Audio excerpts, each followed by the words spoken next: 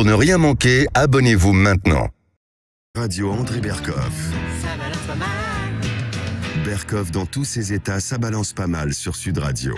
Eh ben, nous, les mensonges, on les aime bien quand il s'agit de marivaudage, peut-être de tragédie amoureuse, enfin tragicomédie amoureuse.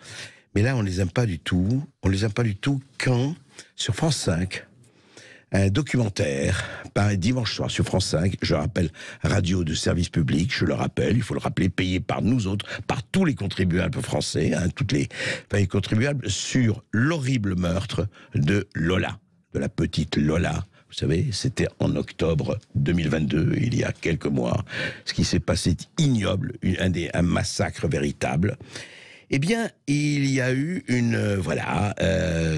un documentaire qui s'appelle La fabrique du mensonge. La fabrique du mensonge.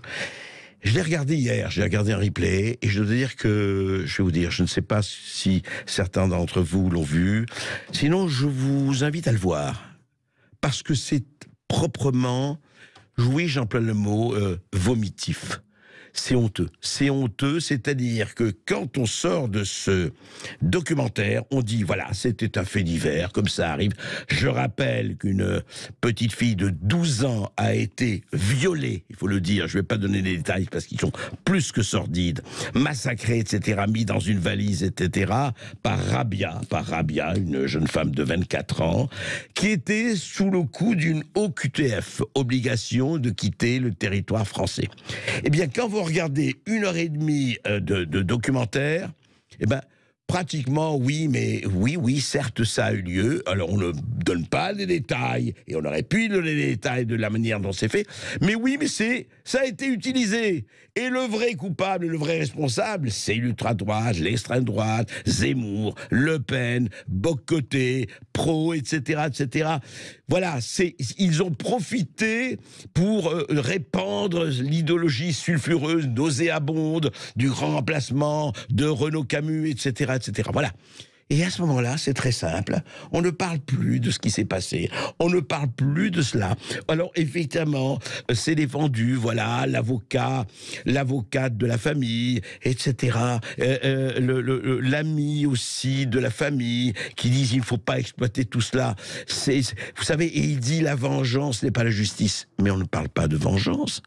Mais écoutez, quand il y a eu l'affaire Floyd, et à juste titre, où un policier aux États-Unis a pratiquement étouffé un noir américain, quand il y a eu l'affaire Traoré, et il y a eu effectivement des manifestations partout, et légitimes, parce qu'il fallait réagir, et quand il y a eu Aylan, le pauvre petit immigré, déposé mort sur une plage, et il y a eu à juste titre une indignation mondiale, mais quand c'est la petite Lola massacrée dans des conditions immondes, ah non, attention, vous n'avez pas le droit de parler. Vous n'avez pas le droit de parler. Vous avez le droit de parler, parce que c'est une vraie indignation, une indignation légitime, mais vous n'avez pas le droit de parler parce que vous parlez au nom de l'extrême droite, au nom de l'ultra-droite. C'est-à-dire que toute parole dissidente dans notre doxa, eh ben, c'est pas possible.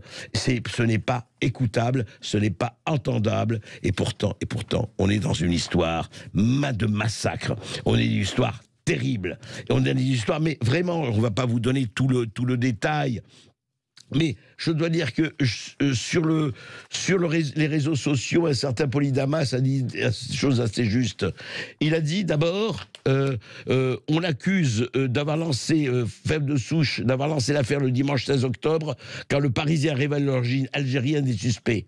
Or, on avait parlé de l'affaire bien avant, alors qu'il n'y avait pas le détail algérien. Et puis c'est extraordinaire, parce que quand c'est George Floyd, et avec raison, quand c'est, eh bien, on s'indigne, on dit que c'est une victime, et on a raison. Quand c'est le petit Thaïlande, c'est atroce. Mais dites-moi, quand c'est Lola, et quand c'est les deux jeunes filles massacrées à la gare Saint-Charles à Versailles, et quand c'est telle ou telle personne qui a été tabassée, violée, ah non, là c'est un fait divers. Non, là c'est un fait divers. Et si vous vous en mêlez, et que vous en mêlez, mais vous faites de la récupération. Bien sûr, vous faites de la récupération. C'est extraordinaire quand même. Je veux dire, et on arrive à un moment donné, dans le film, dans le documentaire, à entendre le ministre de la Justice, Éric Dupond-Moretti, dire ceci. Écoutez. On réécrit l'histoire. Si l'OQTF avait été exécuté, il n'y aurait pas eu de meurtre, et donc l'État est responsable du meurtre. C'est un syllogisme qui est absolument effrayant. D'abord, il y a des degrés d'urgence dans l'OQTF, on le sait parfaitement. Et puis, il y a des OQTF que personne ne peut exécuter, je suis désolé. Voilà, un syllogisme, voilà. Eh ben oui, Rabia aurait dû quitter le territoire français, elle ne l'a pas fait, elle a massacré, violé, torturé la petite Lola de 12 ans, mais c'est un syllogisme, dit le ministre de la Justice, un syllogisme, bien sûr. Et puis enfin, on sait très bien que les OQTF, bah écoutez, il y en a qui ne sont pas exécutés. On le sait à tel point qu'il y a 7% des obligations sur 100 OQTF, il n'y en a même pas 5 à 7 qui sont exécutés. On le sait, tout le monde le sait, mais on n'en parle pas. Et le nombre de gens, je ne vais pas faire l'inventaire, vous n'avez qu'à lire les attentats et les faits divers de la Fondapol, la fondation de Dominique Régnier, qui n'est pas soupçonnée d'être à droite de Marine Le Pen, hein, vraiment pas. Eh bien, regardez les chiffres, regardez les vrais chiffres, regardez le nombre d'OQTF qui ont récidivé, qui ont fait, qui font encore, qui squattent, qui tabassent, etc. Ah, mais oui, c'est un syllogisme. Il faut pas quand même passer partout. Et ce documentaire du service public, mais ça aurait pu être ailleurs, c'est pas le problème.